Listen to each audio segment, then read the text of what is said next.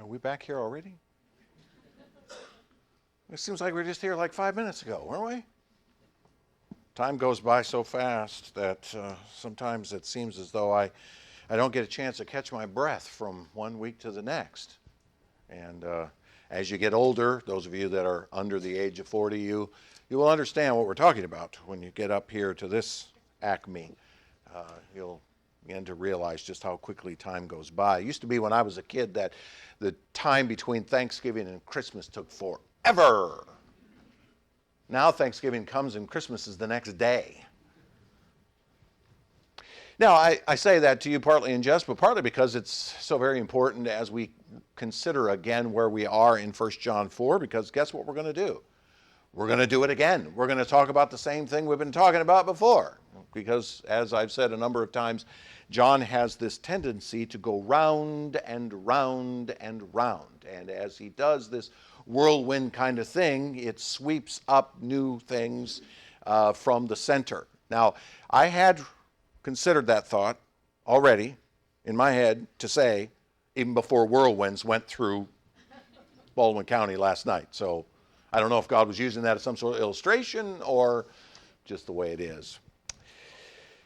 But it would be appropriate as we get to 1 John 4:7 that we pause and step back for a moment to consider where we are within the whole thought of this letter. Sometimes, you get lost for the whole forest, for the trees. So let's step back a bit and think about where we have come from. You remember that this book starts off all the way at the beginning in verse 1 with something called the Word of Life. That which was from the beginning, which we have heard, which we have seen with our eyes, which we looked upon and have touched with our hands, concerning the Word of Life. This Word of Life is something that comes from the Father. It is given to us by God. It is a life that is eternal in nature.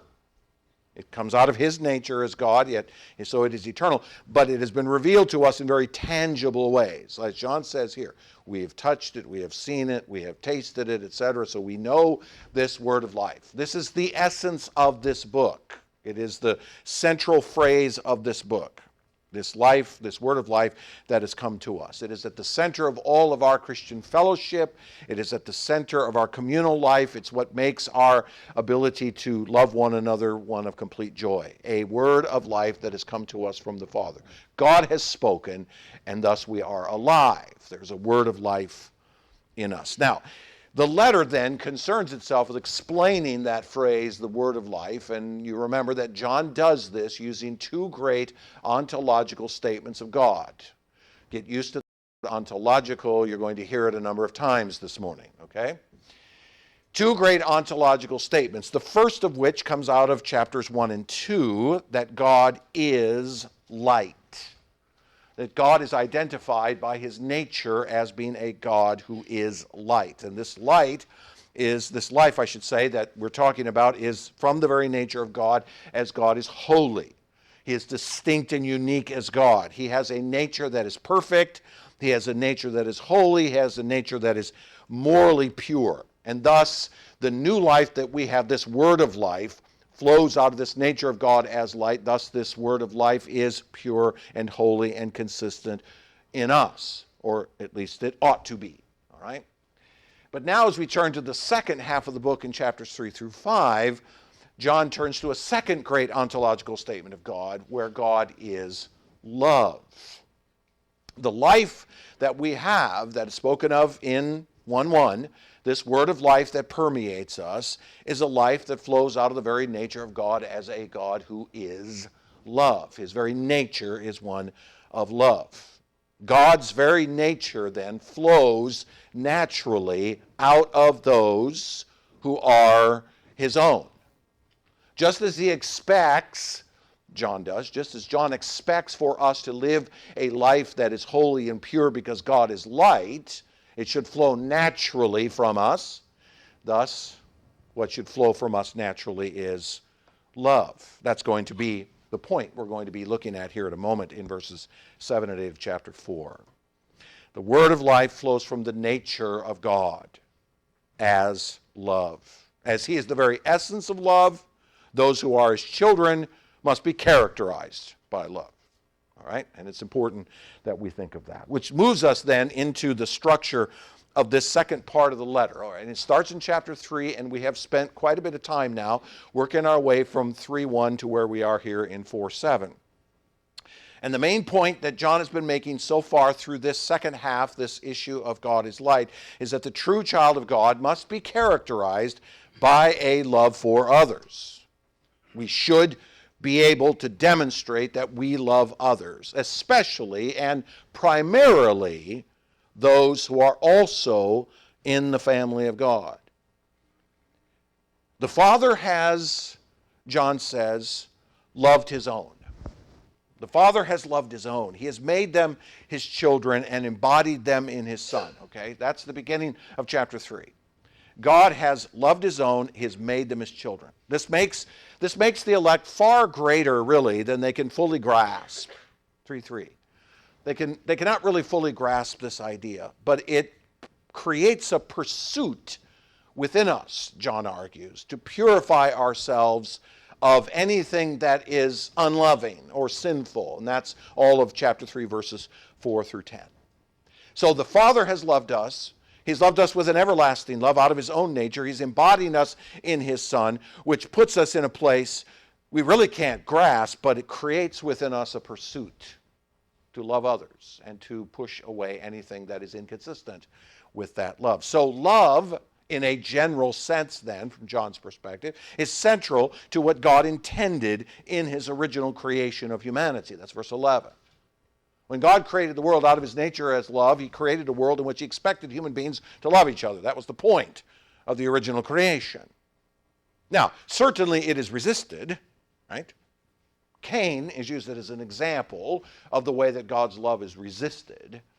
It is resisted, but it is evidence, John says, of having passed from death to life. Loving each other is evidence that we belong to God and that we are a part of his creation mandate, that we are doing what he has commanded us to do. And it is more specifically based on the very life of Jesus himself, who laid down his life for us. Verse 16.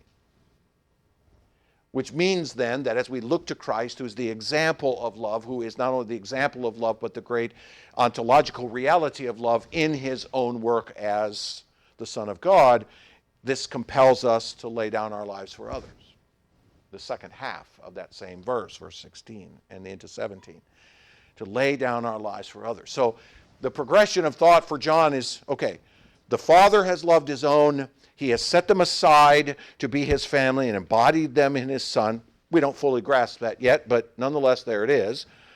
Which means then that love is central to what God intended in his creation of humanity. The evidence of us belonging to this family is that we have this love within us. The evidence that we have passed from death to life is that we have this love in us. So the believer's love for one another cannot be theoretical. Cannot be theoretical. It must be active. 3:18. Let us not love in word alone, but in deed and in truth, right? It must be an active love. And it must be an active love that is characterized by truth. It must be applied in truth, never in lies. Truth is the evidence of our conversion. Remember, we talked about in verses 19 to 24 the marks of truth, the marks of conversion that should be a part of us. That those who have been born again by the Spirit of God, those who have been bodied in Christ, those who have been saved by the sacrificial death of Christ, should have these loves within them. They should have a love for Jesus. They should have a love for his word. They should have a love for his church and what the church is about in terms of worship. And they should have a love for each other. Those things characterize us who are born again by the Spirit of God. And we even extended that to say that we should also have a love for our enemies at the same time. Because if we are indeed attempting to redeem that reality that God formed in the earth when he created us in the beginning, we should not have just a love for one another. That should certainly be our starting point, but it should also extend out to the rest of the world. These marks, these loves flow out of our lives as assurances to us. We can look at ourselves and say, I see that in me. I see a love for Christ. I see a love for His Word. I see a love for His church. I see a love for brothers and sisters. And even for those who hate me, I see that in myself. And it becomes an assurance to us that we are indeed a part of God's everlasting love. 4:1-6 then, which we spent the last 4 Sundays working on, is a parenthesis. It is a sense in which John stops and says, well, let me explain what I mean by truth here, loving one another in truth. And John, of course, tells us that we are not to be gullible when it comes to believing things. We are to test every spirit by the power of the Spirit of God, for there are many false prophets that have gone out into the world. If we're going to love, let's love in truth, but let's make sure that we're not gullible at the same time. So to summarize all of what we've seen so far in chapter 3 and into chapter 4, then, love is at the core of what it means to be a part of the family of God. It is central to God's purposes for His creation, and the church is to redeem love by living out what the world was intended to be about. As those who have been brought together in love as family under our Father, imitating the love of the Son, pursuing the holiness and purposes of the Creator, we are to love one another in truth by the Spirit. This is what we have seen so far. Which leads us then to verse 7. 1 John 4, verse 7. And as I said a moment ago, we're going to once again return, in this whirlwind sense of this book, we're going to return again to the themes presented in chapter 3. But let me be clear. While it is true that John returns to subjects again and again and again, every time he does so, he ratchets them up. Okay? He adds some significant weight to what he has already said. So John is going to return now to some themes that we've already seen, but he's going to make it much, much more than what he has showed us so far. Verse 7, beloved, or those of you who have been loved, those of you who are loved, beloved, let us love one another, for love is from God, and whoever loves has been born of God and knows God. Anyone who does not love does not know God, because God is love. In other words, only now does John get to the assertion of God is love. That's the first time that you've seen that phrase now in this section, in the second half of the letter. So he's now going to push this idea of God is love into the center of his argument and make his point. And as I said, he's adding significant weight to what he has said so far. You will notice that 4:7, the command at the beginning of 4:7, let us love one another, is actually a repetition of 3 previous times that John has already said that in this section. Chapter 3, verse 11, verse 18, and verse 23. So it's simply a repetition of what he said, but now he's going to tell us, okay, here's the real meat behind this idea of God is love. So here's what John's going to do. He's going to expand the discussion of love from simply something that we do to something that we are. Okay? He's going to change the focus of the discussion from what we do to something that we are. In other words, John will now contend that love is an ontological reality in the very nature of the believer, something that has been inculcated into him or her through the Spirit in an utter reflection of God's own nature.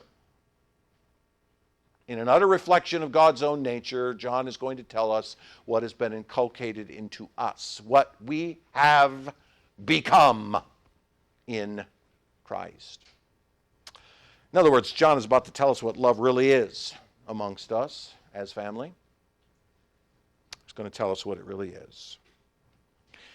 So I would be remiss if I not once again step back and defined this word love. Okay, if John can be a whirlwind, so can I. But we have to do this, right? I mean, I would be drummed out of the preacher corps if I didn't do this, because we live in a society where the word love has lost all meaning. Okay? It's lost all meaning. It's become a woefully corrupted word and a woefully corrupted concept in fallen humanity. I would say that at this point it's barely recognizable when it does appear. And I will make a slight twist on that by pointing out that if you think about it, in our world today, in the secular Western civilization in which we live, that love is now become fundamentally selfish. Love as a concept is fundamentally selfish. It's all about what's in it for me. It's all self-centered and narcissistic, just like everything else. I remind you again of the so-called love wins hashtag, remember? And I keep repeating it. But part of the reason I repeat it is because I saw a video this past week, interesting video about some of the very things we've been talking about in the life of the church. And the love wins thing is still very much prominent in evangelicalism. Evangelicalism is usually about 5 years behind the times when it comes to the various fads that show up in secularism. And so there's a very big love wins thing still present in so much of evangelical life. You can walk into the typical church of our day and the subject material of the sermon will be about God's love. Okay? But the love wins hashtag is simply a matter of getting what I want. Being able to love, quote unquote, how I define it. And not only that, not only is it love as I define it, but it's also making sure that everyone else not only allows me to do so, but even celebrates it with me. Okay, because the love win things isn't just, okay, leave me alone to do what I want. No. No, I think we figured out now that ship has sailed.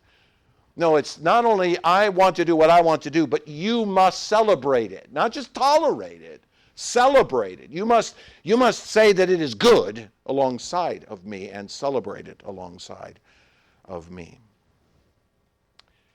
I saw this week, I really debated whether I wanted to use this illustration, but I've decided, you know what, it's too good to pass up. I saw this week a tweet. Now, I'm not on Twitter, but, you know, everybody shares tweets. So I saw a tweet from Madonna. You remember her, the has-been superstar, pop superstar from back when I was a kid? Most of you are like, who? Okay. I hope it's who for you, because frankly, all right. But she said this. She said this, quote, "If you are not a person the church would have killed 400 years ago, are you truly living?" End quote. Now think about that. Let me repeat it, okay, because some of you might go, what? Yeah, you're right.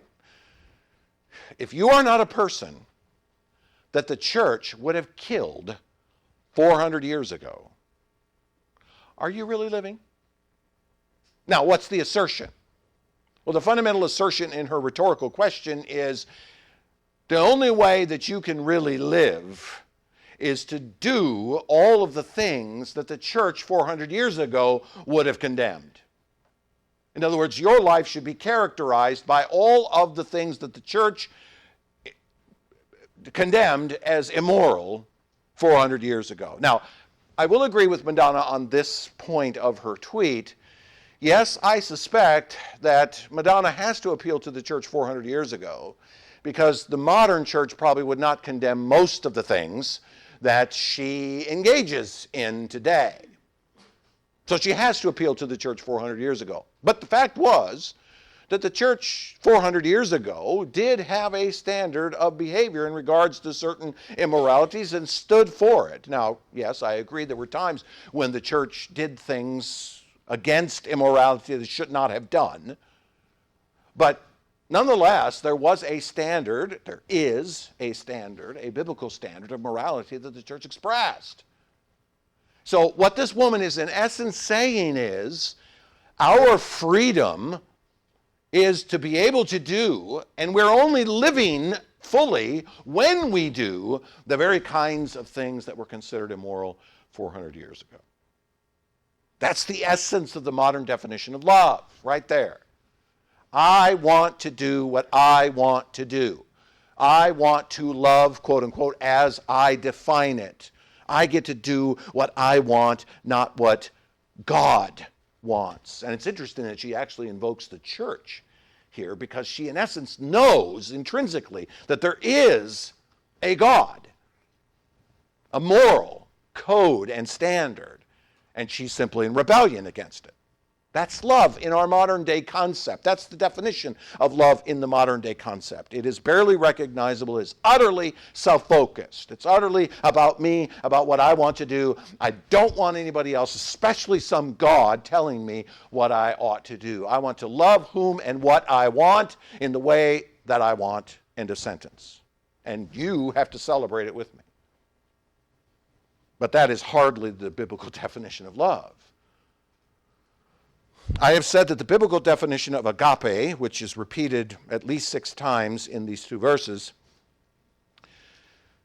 is the personal, preordained connection and contrarian self-sacrificial commitment of God towards others. And I'll extend the sentence by saying who would not or could not love him back on their own. The personal, preordained connection and contrarian self-sacrificial commitment of God towards others. Now, it's a connection. It's a connection. It's a connected relationship between persons, between a being who is personal and we who are personal. But it is a connected relationship to specific persons. God's love is often treated evangelicalism as some sort of peanut butter spread that gets spread all over humanity and we're all part of it. But that's not the biblical definition of love. The biblical definition of love is specific.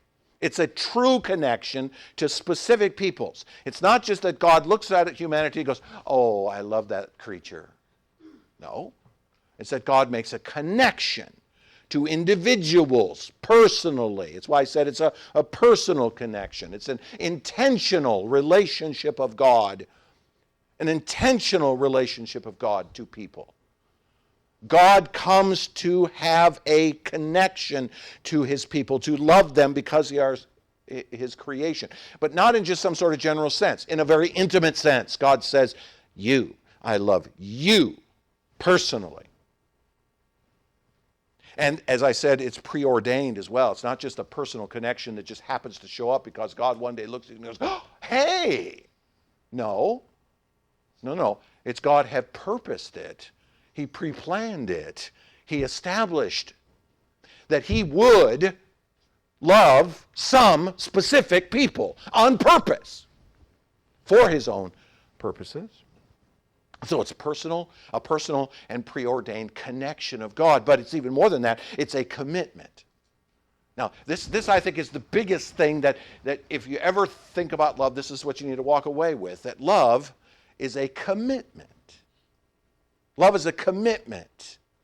When 2 people love each other and come and stand before a preacher and the preacher announces that they are husband and wife, they are making a commitment to each other. For God, it is a committed relationship of him to his people. It's not some sort of emotional attachment which waxes and wanes with however we behave. If it were that, we would be in big trouble. No, it's a commitment by God to his people. A relationship built upon a deep foundational commitment of himself. And as I pointed out, it is a contrarian one. Because it is a sense of God committing himself to those that he ought not to love. He ought not to make a personal connection. I love it when the synergist says, well, God just looks out upon the bulk of humanity and he sees those who will love him and he loves them back. That's preposterous on its face, because God looks out across the sea of humanity, and what does he see? He sees a sea of people that shake their fists at him and say, I hate you, leave me alone. The Madonnas of the world. Leave me alone, I want to be able to do whatever I want to do.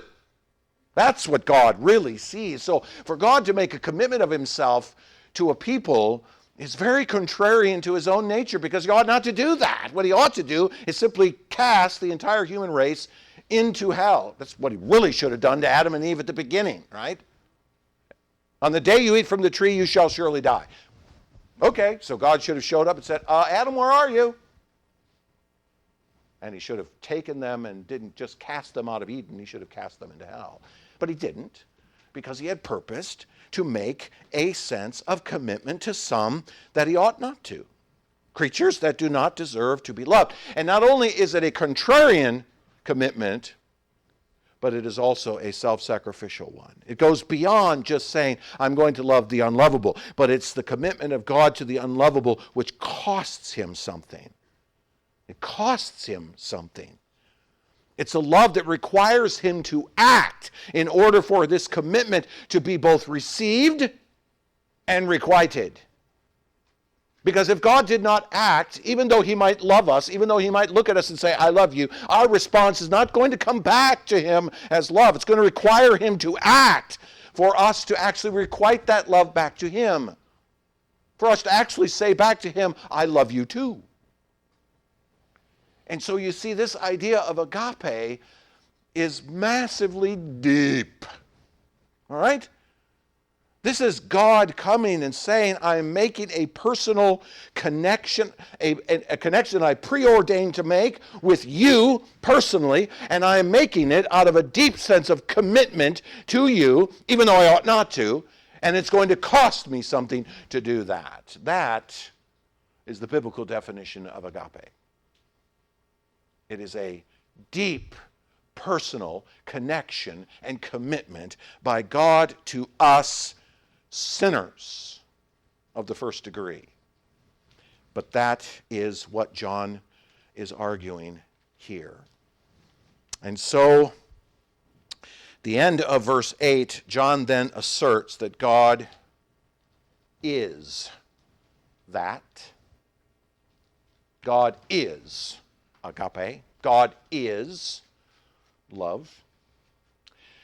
And what John is arguing is that the very genesis of love, the very source of love, the very beginning of love, the very essence of love flows out of the divine nature of God himself. I think the following statement can be true if we consider it within the context. That love is the very fabric which makes up the Godhead. The love is the very fabric that makes up the Godhead. What do I mean by the Godhead? Well, what I mean by the Godhead is that Yahweh, in Orthodox Christianity, is one God with one nature in three distinct persons: Father, Son, and Spirit. And it is a relationship between the Father and the Son and the Spirit that is made up of an infinitely pure love between them.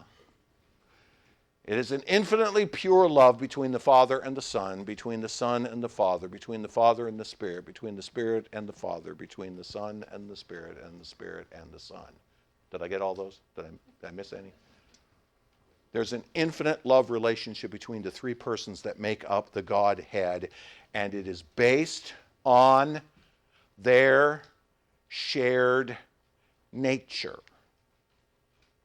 It is based on their shared nature. The Godhead is made up of the hallmarks of agape defined above. You think about all of how I just described love: a personal, preordained commitment of God, a connection. All of that is true of the relationship between each of the persons in the Godhead. There's a personal connection between them. The Father loves the Son, and the Son loves the Father. That's not some theoretical love. That is a connection between two persons. It's personal because it's based on persons who are loving one another right? We have a hard time as human beings understanding God in that way, but that's how the Scriptures show him to be a personal God. And so the Father and the Son love one another in a personal connection, but they also love each other under a single purpose between each of them. They share the same purpose and intentions. Why? Because they share the same essence as divine, as divinity. Yahweh is made up of three persons, each of those persons bearing the same nature, bearing the same essence. And therefore, when they look upon each other, what do they see? They see the same thing as themselves. Now, I will point out that this love between the Father and the Son and the Spirit does not require a contrarian element. It does when God turns to look at us. But it doesn't have to be that way, of course, between them, because they are each fully consistent by nature. But does the Father have to love the Son? Is it an obligation? Is the Father required to love the Son? You think? Now, if you're nodding your head like a bobblehead right about here, that would be a good answer.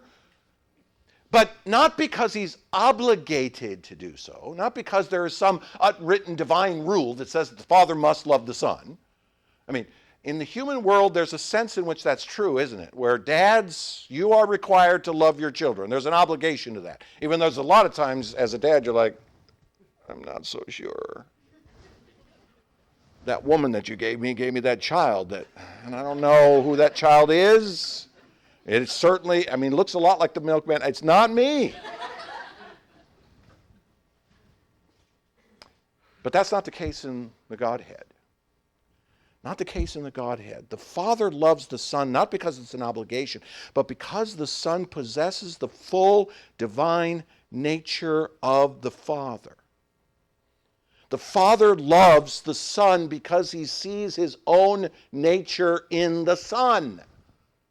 He sees his own nature. Now, it would be wrong for me to say he sees himself, because that's a personal reality, right? The Father and the Son are distinct in that the Father does not see himself in the Son. The Son and the Father are distinct as persons. And yet at the same time, the Father is able to look upon the Son, and what does he see?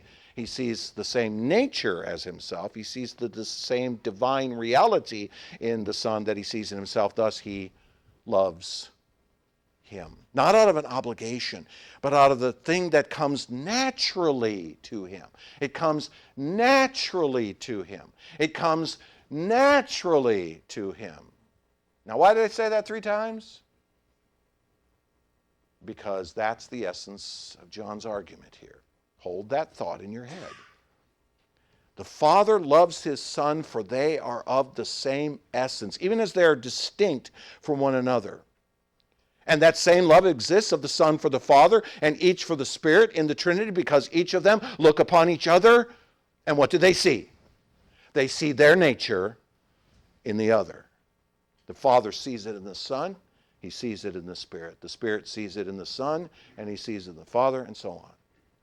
They love each other because it's intrinsic to their nature as they look upon one another. In other words, when John says God is love, it is to note that the relationship between the persons of the Godhead is an ontological reality between them.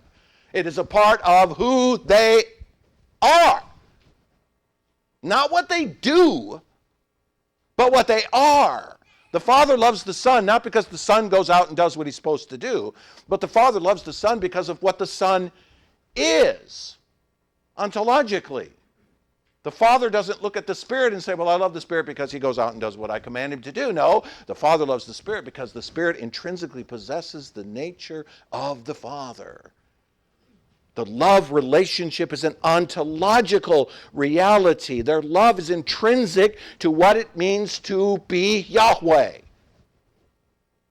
When John says God is love, he is articulating the relationship between the persons of the Trinity by virtue of what they are, not what they do.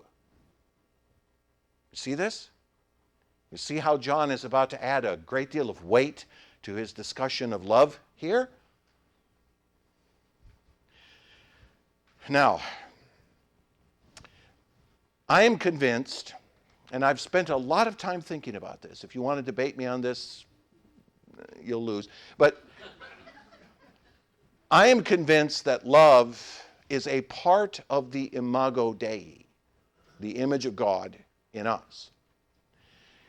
And I'm making the point here when I say that is that it is not a part of our emotional makeup as humans, but as something unique put into us by the very nature of God. That human beings have an image of God that separates us from all the other creatures of the world because we possess these attributes of God, these God-like attributes in ourselves. And I'm convinced that love is one of them.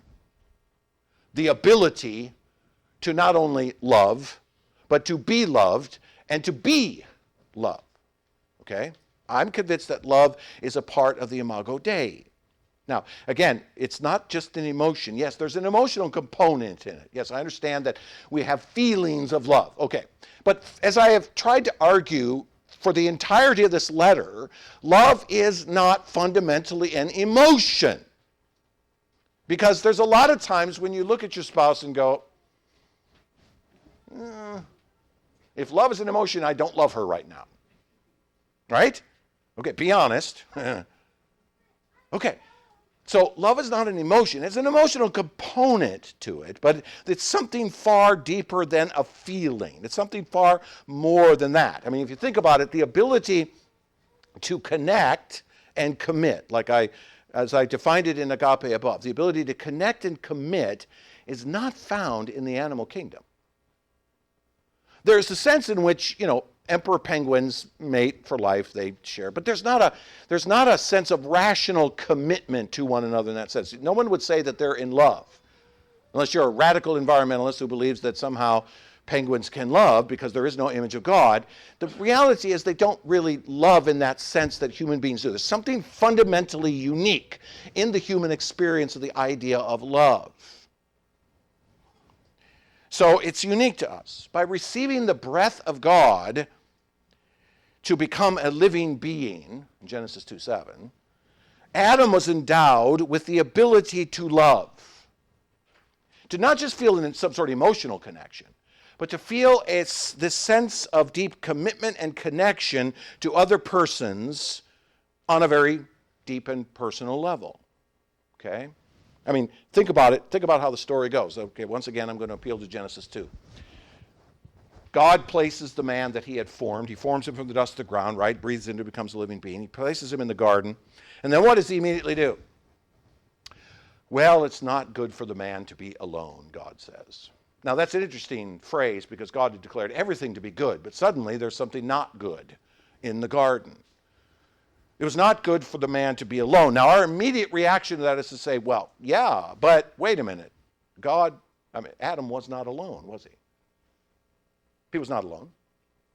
I mean, in the garden, he walked and talked with God, so he had someone else that he could communicate with. All of the animals were there. In fact, God brought all the animals to him as a result of this statement, and he was able to name them all, so he was certainly not alone. And I can't go much further than this, but I can say that I think there's a sense in which Adam had connection to spiritual beings, too. I mean, who's to say that angels were not visible to Adam and that he could have had communication with them? And only after he was booted from the garden was he then prohibited from having some sort of connection to the angelic world. I don't know that. But it's false to say that Adam was not physically alone. But what does the word alone then mean? What is it that Adam's missing? Now, the first reaction to my question is, well, he's missing someone who can help him to be fruitful and multiply and fill the earth. He's missing a creature that is made similar to him but different so that he could procreate. Okay, that's certainly true. But I would say that the much deeper analysis of that sentence, that it is not good for the man to be alone, is that Adam had no other person like himself to which he could express love, commitment. Could he express love towards God? Certainly. He might even be able to express love towards animals. They wouldn't requite it, but he could certainly do so. He might even express love towards angelic beings, but they're different from him. What's missing? Someone like him. Okay, let's resurrect that word again. Someone ontologically similar to him. Someone of the same nature as him. Because God, even though he could relate to God, God would be infinitely higher than him. The angelic beings would be on a completely different plane than him, and the animals in a completely different world than him. He is literally alone as the only human on the planet. And that's, I think, why it is said that there was no one like him when God said, "It's not good for be alone." So what does he do? God then forms a creature from him, meaning taking his essence, his own nature, and forming it into another creature that was very much ontologically like him and yet distinct from him. Distinct from him. Which could become then the target of a personal connection, which would become the target of a self-sacrificial commitment of himself on the same level as himself. This is why I think that love is a part of the Imago Dei. It's not just an emotional feeling. It's an ontological reality that exists between two parties that are of the same essence. You remember when the woman was formed from him, God brought the woman to him, Genesis chapter 2, verse 23, and Adam identified her. Remember? Remember what he said? "This is flesh of my flesh and bone of my bone. Therefore she shall be called woman." He gives her the name Eve much later when she begins to procreate with him. But at this point, what does he do? He takes a word and modifies it slightly to identify this creature. He takes his own name and modifies it slightly to identify this creature. What is he saying? This thing is me in a different form. This is me in a different package. Slightly different from me, but someone now who is of the same nature as me, someone who is ontologically similar to me, someone that I can look at and I can love. Adam loved his wife when God brought her to him because he saw himself in her. He saw himself in her. That's why he loved her. Now, I suspect that she was probably gorgeous. Okay? I can't imagine that God would have created an ugly woman. That doesn't make sense. No, he was probably gorgeous, beyond anything we could possibly fathom, I would imagine. Adam was probably too, okay? Because God doesn't going to form a creature that's ugly. But that's not the reason that Adam was attracted to her. He doesn't say when God brings her to, it doesn't say, "Hoo-hoo! Now we're cooking." No. He says, "That's me. That's bone of my bone and flesh of my flesh. Look at that. That's why I can love her." Now, make no mistake about it, this becomes the basis of biblical marriage. Because what is the very next thing that Moses inserts? Okay, it's not part of the flow of the text. It's clearly inserted by the author of the book. "Therefore, a man shall leave his father and mother and cleave to his wife, and they shall become one flesh," which Jesus quoted to the Pharisees when they came arguing with him about divorce.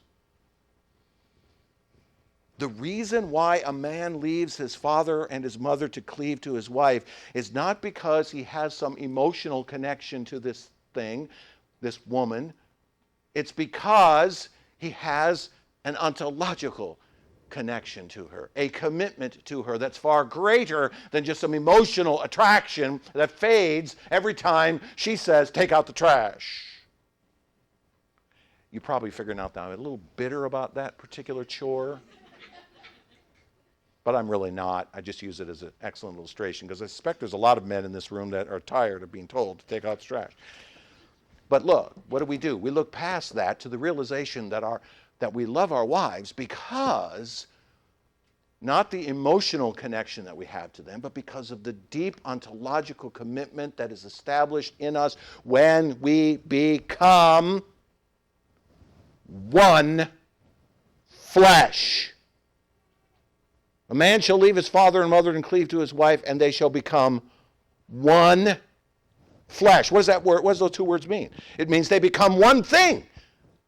They become of one nature, one substance, one essence. They are drawn together and put together by God. Marriage establishes them as one new thing. I've said this many times before, and I'm sorry to repeat it, but it is so important to understand. When a man and a woman come together and are joined in marriage, at the moment that they're declared husband and wife, something new that has never existed on the planet before appears. And that thing is the two of them joined together in one new thing. Mr. and Mrs. whomever. One flesh. It's an ontological truth, a single nature of mind and body and soul. And so I'm convinced that love is a part of the image of God in us that flows out of His nature as God. As He, God, in three persons, loves because He is the very essence of it, that becomes the essence of who we are as well. The nature of God as love flowed into human beings such that they possess in their very DNA the desire to love others like themselves. I mean, one songwriter once said, the whole world revolves around love, right? And it's right, it's true. Not the secular definition of love. Oh, I know that's what that particular songwriter meant. No. Around the reality that love is a part of the very DNA of what it means to be human. Made in the image of a God who is intrinsically love in Himself, in His nature as God. Now, of course, we recognize that this part of the Imago Dei, like all of the other parts of the Imago Dei, has been highly corrupted. It has been deeply corrupted by the sin of Adam. As I said, the sin of Adam has hardened into humanity, hardened immediately into Adam, a very self-centered, selfish outlook over everything, even the relationship between himself and Eve. What's the first thing that Adam says? After God says, "Where are you?" Adam says, "Well, that woman you gave me." He immediately throws her under the bus. It's her fault. Corruption appears.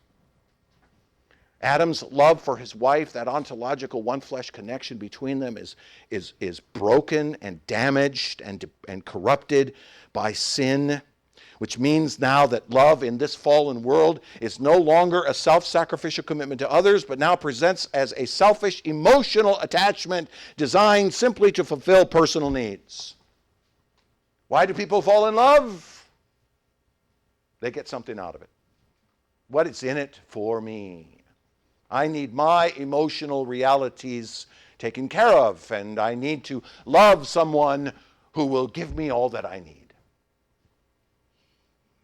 Or as one great philosopher once wrote, love means never having to say you're sorry. Ack! But that's selfish, isn't it? I can do what I want to and not have to say sorry. That's not love, but it was what was damaged. Now, love in this world, that part of the DNA within us has not been completely damaged in the sense that it's gone. Human beings still do possess the ability to love. The common grace of God still allows for humans to love. They do at times express true love.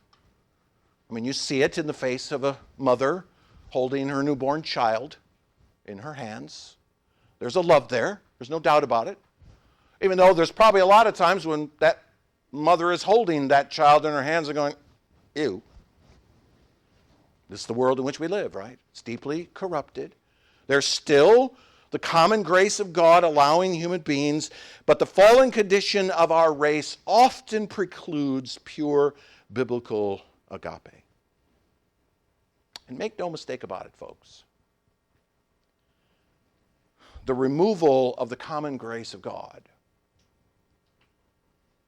would result in a man becoming so utterly self-focused that he would have absolutely no ability to have any personal connection at all with others.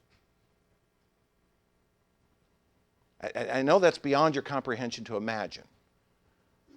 But if God removes his restraining power of sin and his common grace over a man, that man will become so self-focused, so narcissistic. The selfishness hardened into his soul will overtake him that he can have no personal connections at all with anyone else. And that is the definition of hell. No, there's not going to be any parties in hell. No, men will sit in their utter selfishness, alone and under the wrath of God with no connections to anyone else at all. Can you imagine that? You can't. But that's what hell will be. So, if mankind has been corrupted in his ability to love, which has come from God, what is required for him to love others? And the answer is, he needs a new nature. He needs a new nature. He needs a new nature that has been redeemed to love. He needs to be born again in order to be capable of agape love. From within a new nature endowed by the Spirit of love. What John is asserting here by saying God is love, he's asserting that what is required is that we need this new ontological reality in ourselves that comes by the very nature that the believer has been inculcated into himself through the Spirit as an utter reflection of God's nature within him. Let me ask you a question, ladies. Which of the following would you prefer? Would you prefer a man who says that he loves you or a man who shows that he loves you?